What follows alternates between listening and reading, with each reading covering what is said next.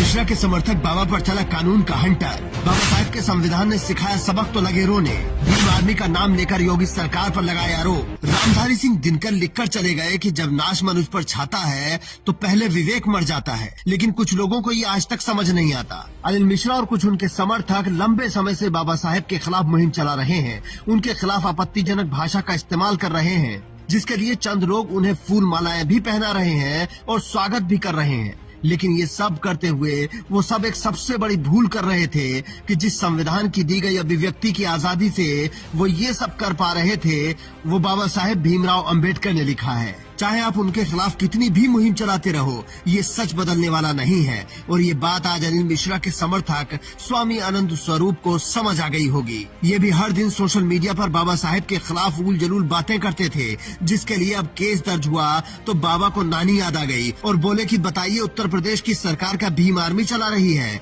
अरे बाबा जी, ऐसा नहीं है। आपको समझना चाहिए कि इस देश में जो भी लोग सरकार चला रहे हैं, उन सब ने बाबा साहेब के संविधान की शपथ ली है, जिनके खिलाफ आप रोज जहर उगलते रहे हो।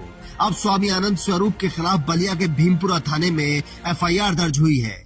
ये केस BNS की धारा 353(2) और सूचना प्रौद्योगिकी संशोधन अधिनियम के तहत दर्ज हुआ है, जिसमें BNS की धारा 353(2) के तहत दोषी पाए जाने पर बाबा को 5 साल तक की कैद हो सकती है और जुर्माना भी लगाया जा सकता है। इसके अलावा सूचना प्रौद्योगिकी संशोधन अधिनियम के तहत दोषी पाए जाने पर स्वामी जी को 3 साल तक की कैद और 5 लाख रुपए तक का जुर्माना लगाया जा सकता है। अब स्वामी जी को सपने में भी जेल की सलाखें दिखने लगी हैं, तो CM योगी की सरकार को ही कोसने लगे। उन्होंने ट्वीट कर लिखा कि क्या उत्तर प्रदेश की सरकार, जहां स्वयं एक संत मुख्यमंत्री हैं, वहां एक संत के ऊपर अपने धर्म पर अडिग रहने और धर्मद्रोही का पोल खोलने के लिए मुकदमा होगा? क्या उत्तर प्रदेश की सरकार भीम आर्मी चला रही है? स्वामी आनंद स्वरूप को अब डर लग रहा है, लेकिन ये बात उन्हें शायद बाबा साहेब के बारे में ऐसी बातें करने से पहले सोचनी चाहिए थी। उन्होंने अनिल मिश्रा का समर्थन करते हुए किस तरह की बातें अपने सोशल मीडिया हैंडल से की है, उसका एक नमूना हम आपको दिखाते हैं। ओम नमो नारायण। देखिए, हम लोगों का उद्देश्य कभी भी ये नहीं रहा है कि किसी वर्ग विशेष के महापुरुष को अपमानित किया जाए, लेकिन देश सच्चाई भी न जाने ये कैसे हो सकता है। हमारी टीम, हम हो या कोई भी व्यक्ति हो, मिश्रा जी ने कुछ उत्साह में जरूर बोल दिया था, और हमको ये हमारा उद्देश्य नहीं कि हम अम्बेडकर को गाली दें, अम्बेडकर को उल्टा सीधा बोलें, लेकिन अम्बेडकर संविधान निर्माता नहीं थे तो नहीं थे।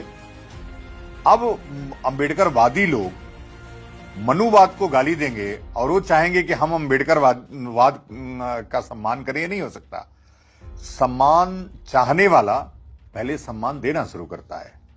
और ये अपने हर बयान में कहते हैं कि बाबा साहेब संविधान निर्माता नहीं थे और अनिल मिश्रा का खुला समर्थन करते हैं, जिन्होंने बाबा साहेब के खिलाफ कितने आपत्तिजनक बयान दिए। अब इन्हीं सब के हिसाब का वक्त आ गया है। उन्हीं बाबा साहेब के बनाए संविधान का हंटर चला है और स्वामी जी को भी कानून की शरण में आना पड़ा है। अब उन्हें भी अदालत में जवाब देना पड़ेगा और बताना पड़ेगा कि ये ज्ञान वो कहां से प्राप्त कर रहे हैं।